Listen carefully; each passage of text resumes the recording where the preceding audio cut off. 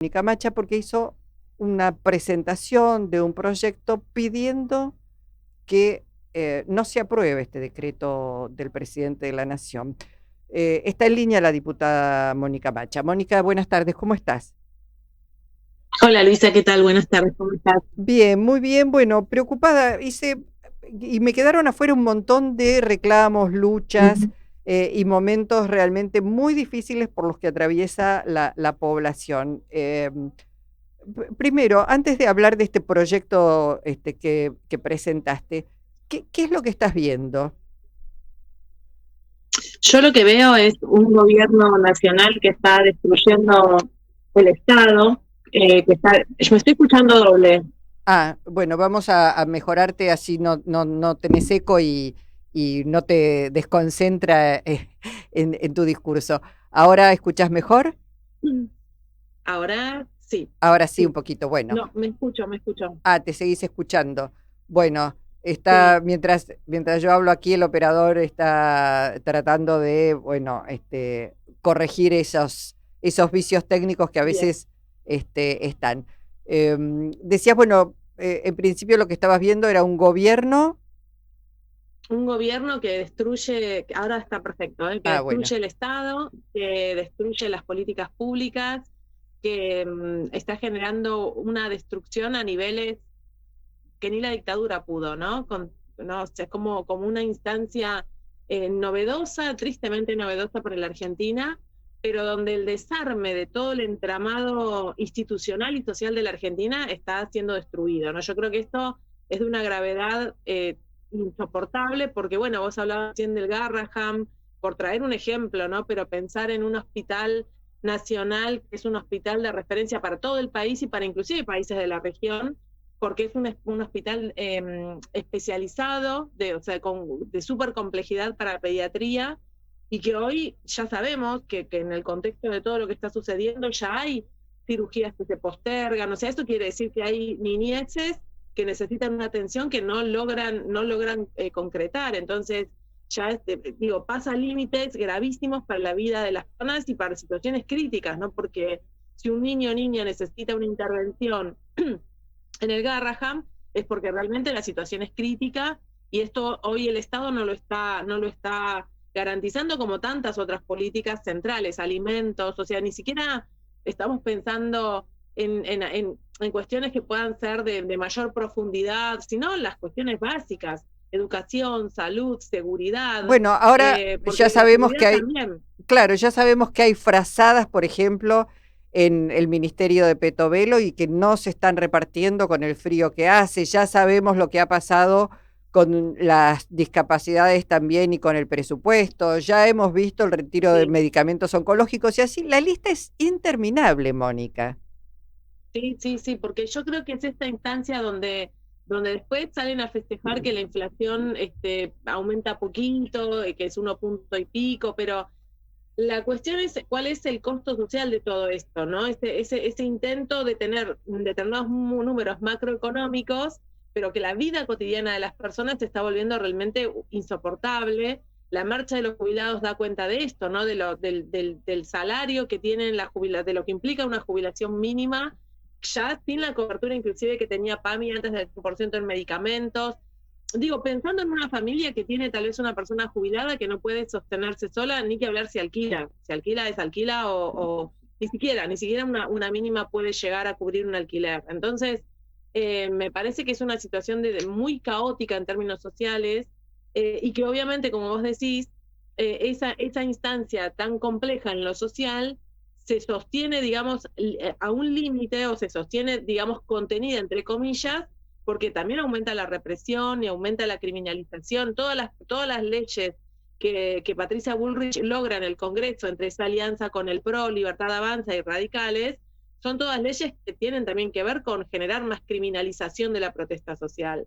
Entonces, o sea, por un lado, un Estado que se corre, una vida cotidiana que se hace imposible, y la respuesta, tal vez ahí sí, del Estado más fuerte es reprimir, es generar instancias donde meten temor a participar, a ejercer el derecho a la libertad de expresión, digo, a ese nivel, ¿no? Que es un derecho tal vez muy simbólico, pero muy político a la vez y muy clave para pensar la democracia, que una persona pueda decir lo que siente, lo que piensa, y si no está de acuerdo con algo lo puede expresar. Bueno, en la Argentina hoy eso no se puede digamos, sin consecuencias. No se puede sin consecuencias, aprietan por el lado de las fuerzas de seguridad, por el lado del espionaje interno, sobre colectivos sociales, sobre personas en particular, sobre periodistas. También quiero decir esto cuando el presidente no se cansa de decir que no odiamos lo suficiente a los periodistas. Digo, es un clima verdaderamente de una violencia y muy similar a la dictadura. Y cuando digo esto, lo señalo porque el decreto que modifica las funciones de la Policía Federal, el Estatuto de la Policía Federal, también le da atribuciones muy cercanas a las que tenían la Policía Federal y las fuerzas de seguridad en plena dictadura, Mónica, ¿no? Totalmente, porque el decreto que se publica la semana pasada a la marcha que se hace en acompañamiento a Cristina, muy cercana, si no fue el mismo día, fue el día anterior, ahora no recuerdo bien, pero ese proyecto lo que plantea, ese decreto lo que plantea es que la Policía Federal Argentina pueda hacer requisas en personas, en autos, en colectivos, sin orden judicial y ante la sospecha de que se pueda estar cometiendo un delito. O sea, el nivel digamos, de arbitrariedad que esto implica para la policía es muy, muy potente también, ¿no? Y de hecho, yo me acuerdo que en esos días, en esas horas previas a ir a Plaza de Mayo, varios compañeros y compañeras iban contando que venían tal vez o de provincia de Buenos Aires o de otras provincias, donde había interceptación de los colectivos, se hacían bajar a todas las personas, requisaban lo que traían, les pedían los DNIs, digo, una instancia de persecución que, como vos decís, acuerdo totalmente, son más esperables y más entendibles en una dictadura que en un contexto democrático. Y a mí me parece que todo esto que estamos hablando del desarme del Estado, el desarme del Estado en lo social y en lo educativo, en todas esas aristas, tienen que ver con la vida cotidiana de las personas, pero un Estado presente en términos de represión, ¿no? Porque ahí no escatiman ni presupuesto, ni logística, ni nada. Entonces, ahí está el Estado presente en esa instancia de represión, y por otro lado, todo lo que implica la condena a Cristina, ¿no? Esto yo creo que, obviamente, esto es el mismo entramado, es quitar de la cancha a la única persona que puede organizar la oposición. O sea, Cristina, para mí, para muchos compañeros y compañeras, es nuestra conducción, pero más allá de esa cuestión que, si se quiere, tiene que ver con una identidad más partidaria y de un espacio político de la Argentina, es quien tiene la voz y quien tiene la posición que, bueno, que enfrenta a Milei, que lo enfrenta con argumentos, que lo enfrenta desde un lugar que obviamente les llega, y la definición de Milei, de Macri también, en lo que tiene, obviamente tiene un rol muy importante Macri, bueno, terminan definiendo que ella no pueda competir en estas elecciones. O sea, yo entiendo que ahí hay una profunda preocupación por la fortaleza que tiene Cristina, por lo que implica su voz, cómo amplifica, y que entonces la decisión es, frente a correr el riesgo de que gane las elecciones, digo, de su lógica, prefieren que no pueda competir, que es lo que acaban de hacer. La mencionas a Cristina Fernández sí, la mencionas a Cristina Fernández de Kirchner. Pensaba además que el fallo de la Cámara Federal, Cámara Penal Federal y también de la Corte Suprema, desde mi punto de vista, tiene un alto componente misógino, de género. Lo planteo así por lo siguiente, pensaba, porque ya se está hablando, por supuesto, bueno, la condena por la causa vialidad, pero ya sacan la causa cuadernos, digo, si la causa vialidad no, sigamos con otras causas. Estaba pensando en Milagro Sala, lo que pasó con Milagro Sala. Empezó con una causa por un acampe contra Gerardo Morales y le fueron sumando a esa causa tantas causas posibles para evitar que Milagro Sala pudiera salir en libertad, ¿no? También otra mujer que no se calla, que dice las cosas que tiene que decir, que enfrenta el poder, bueno, hay que sacarlas de la cancha. Esto no se ve, no hay fallos así respecto de hombres. No, es verdad. Yo creo que tanto lo de Milagro como lo de Cristina tiene un componente misógino insoslayable. Creo que hay una forma en la construcción de poder que es diferente en mujeres y en varones. ¿Por qué? Porque los varones han construido la forma de hacer política a lo largo de todos los años y han sido los que han, por donde ha circulado el poder, tiene que ver con ellos. Entonces hay como alguna forma de construcción de un código, construcción de ciertos condicionantes que ni Milagro ni Cristina tienen en cuenta, ¿no? O sea, la forma en que ejercen el poder, y Cristina además con su experiencia de haber sido 2 veces presidenta, digo, todo, y como legisladora, digo, todo este trayecto de vida que tiene Cristina, que la pone en un lugar, yo creo, de mucha potencia, de mucha experiencia y de mucha creatividad. Entonces, me parece que esto obviamente no se lo bancan, pero no es que no se lo bancan porque por una cuestión de competencia o de competitividad. No se lo bancan porque es la persona que llega al pueblo, que conmueve, porque es la persona que puede tener ese diálogo llano y permanente con el pueblo. Digo, yo estuve, la semana pasada hicimos en el PJ Nacional un encuentro de feminismos y transfeminismos con Cristina, y la actividad implicaba una parte dentro de la sede de Mateu, después ir marchando hasta la casa de Cristina y ahí tratar de que ella, bueno, pueda salir al balcón y saludarnos, que es lo que pasó.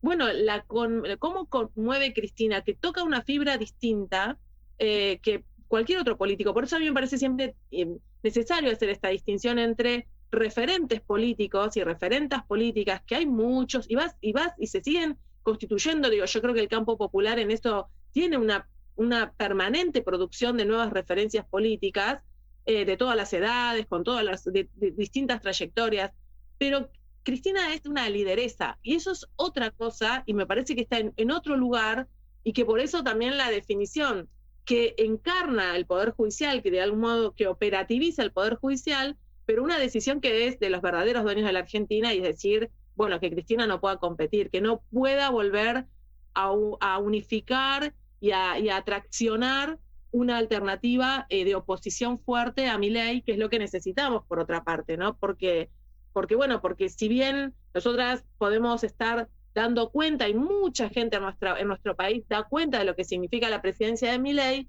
lo cierto es que todavía no tiene el desagrado social que debería, pensándolo en función del daño que está haciendo. Está haciendo un daño enorme, bueno, no genera el mismo ese descontento todavía, pareciera, ¿no? Uh-huh. Bueno, en ese sin embargo, sentido, Cristina cuando plantea, sí. No te iba a decir, en ese sentido, fue muy llamativo, digamos, el bajo nivel de concurrencia a votar en las elecciones que ya se han realizado en los distintos distritos de la Argentina.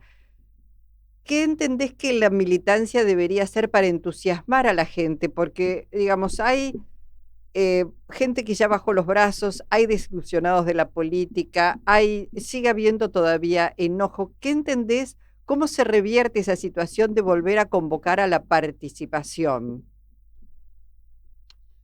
Mira, yo creo que la definición de participar con el nivel que cada uno que decida, ¿no? ¿Cuál es el nivel de militancia o de participación política que cada persona decide tener? Bueno, es una decisión sumamente personal, pero creo que hay un punto en donde de algún modo deberíamos responsabilizarnos de lo que pasa en términos colectivos y públicos, ¿no? O sea, yo entiendo, puedo interpretar que mucha gente no haya ido a votar, y Cristina lo decía hace unas semanas, ¿no? Tal vez hay mucha gente que está enojada con nosotros y nosotras, con este espacio político, entonces no fue a votar, no vota las opciones de la Libertad Avanza o del PRO, pero tampoco ese voto vuelve a nosotros, entonces es esa ausencia, ¿no? Es una forma de pensar por qué ese nivel de ausencia en las últimas elecciones, en todas las que se fueron desarrollando tanto en distintas provincias de la Argentina. Lo que yo creo es que obviamente quienes decidimos dedicar la mayor parte de nuestra vida a la militancia, tenemos ahí un plus de responsabilidad de ver cómo nos manejamos de algún modo estratégico que permita que esas personas se vuelvan a involucrar, que vuelvan a participar, aunque sea en el momento electoral, ¿no? Porque hay muchas instancias de participación política, tal vez la más cercana, la más masiva es el voto, entonces que vuelvan a votar, pero yo creo que nosotros tenemos una responsabilidad en esto de, no sé si sería volver a entusiasmar o volver a tener una conversación honesta y real con la población, pero también creo que de parte de la población algo debería ser como un clic para que las personas se puedan involucrar, ¿no? Porque es como, yo lo pienso en términos de responsabilización porque lo veo en cualquier orden de la vida, ¿no? Vos vas viviendo y vas haciendo cosas.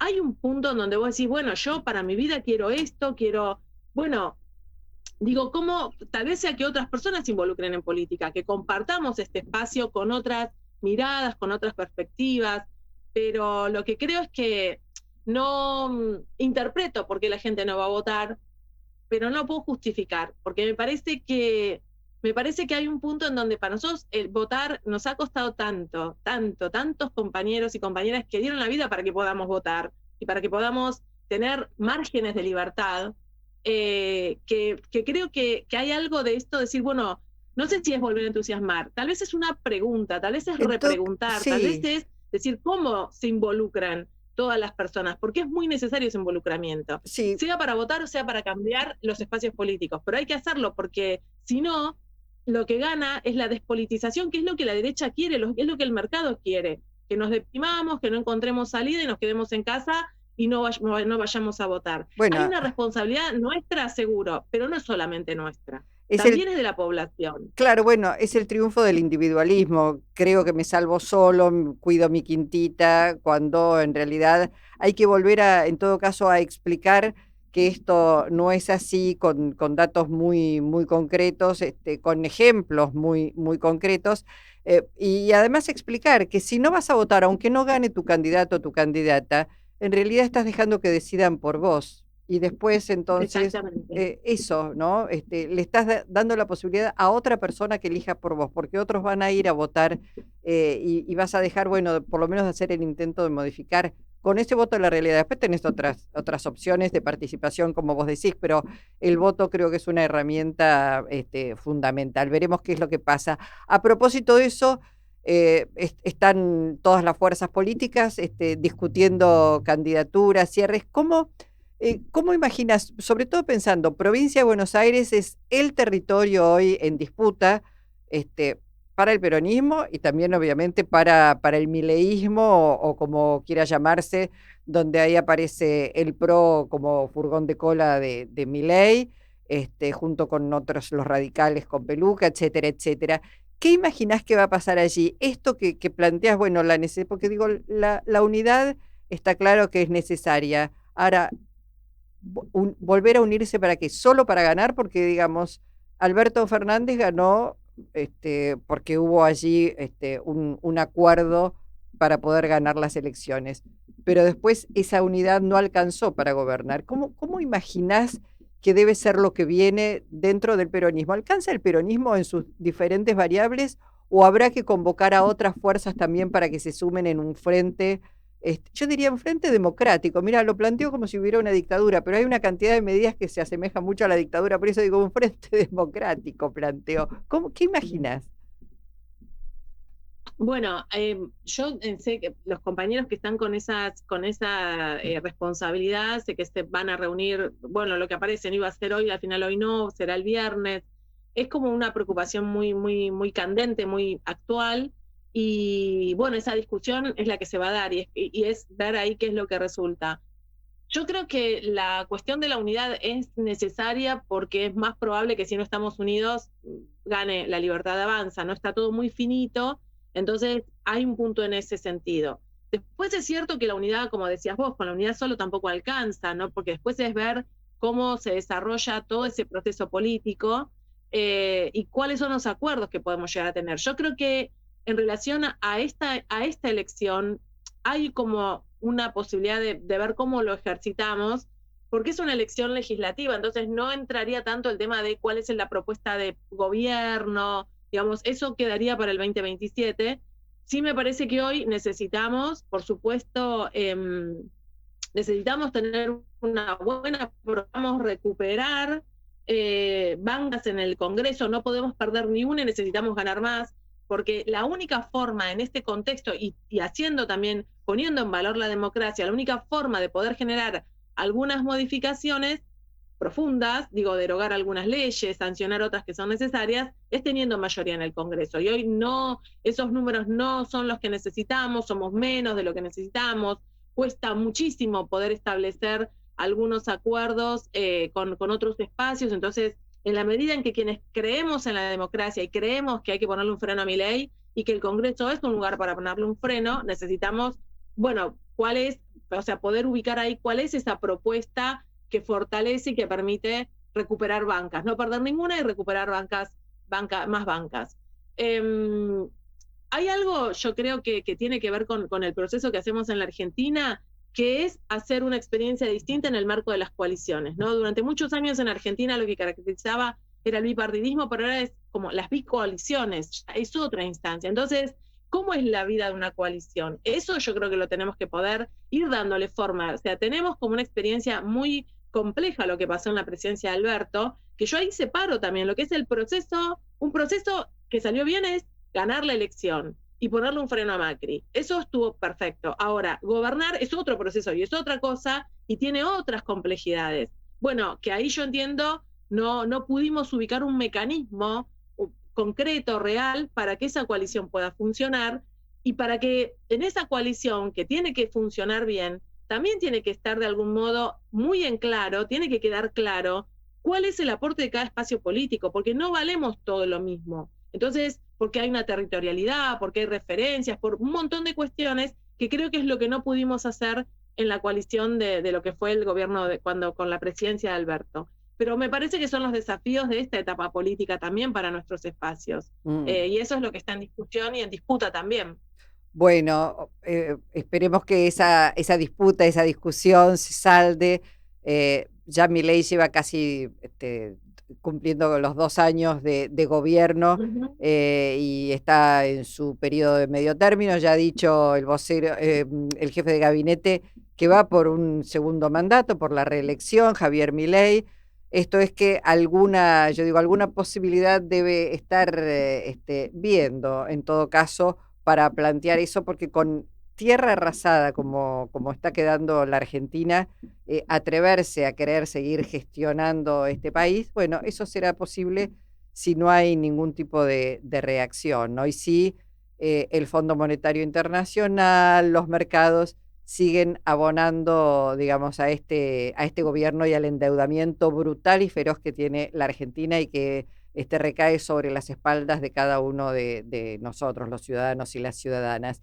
Em, ¿Imaginás, Mónica, que el proyecto que presentaste para declarar nulo el nuevo estatuto de la policía va a tener acompañamiento? ¿Qué es lo que advertís en la Cámara Baja? Lo planteo así porque proyectos que son entendibles, concretos, muy, muy claros respecto de su objetivo, después no son acompañados, ¿no? Ni siquiera por aquellos que se dicen democráticos. ¿Qué imaginás que va a pasar? Yo creo que en relación a este decreto se puede generar una instancia de acompañamiento de otros bloques o de poder conversar sobre los distintos proyectos que se presentaron vinculados a esta situación, porque hay varios, o por lo menos hay como un debate de otros bloques también mirando esto con mucha preocupación. Entonces, pienso que es una posibilidad que logremos la unidad interbloque, o sea, de interbloques de todos los bloques o de varios bloques para poder avanzar bueno, yo planteo la nulidad del decreto, otros plantean la derogación, bueno, poder consensuar un texto y que podamos avanzar en que ese decreto no tenga vigencia, que es lo que buscamos. Y me parece que es un tema que está presente y que fue cuando sale el decreto generó mucha discusión. Así que en ese sentido, yo creo que es un proyecto que se puede trabajar de modo transversal y que podamos tener el objetivo que buscamos, que es que ese decreto no tenga vigencia.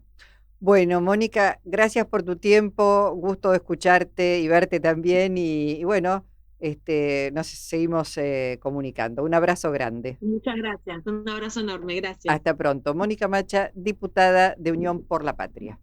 En Avellaneda lo que pagás vuelve. Tener tu tasa por servicios generales al día tiene grandes beneficios. 50% de descuento en el Teatro Roma, talleres y cursos culturales gratuitos y más de 40 disciplinas en los polideportivos y natatorios municipales. Ingresá en www.mda.gov.ar y conoce todas las actividades y promociones a las que podés acceder. Municipalidad de Avellaneda. Gestión Jorge Ferraresi.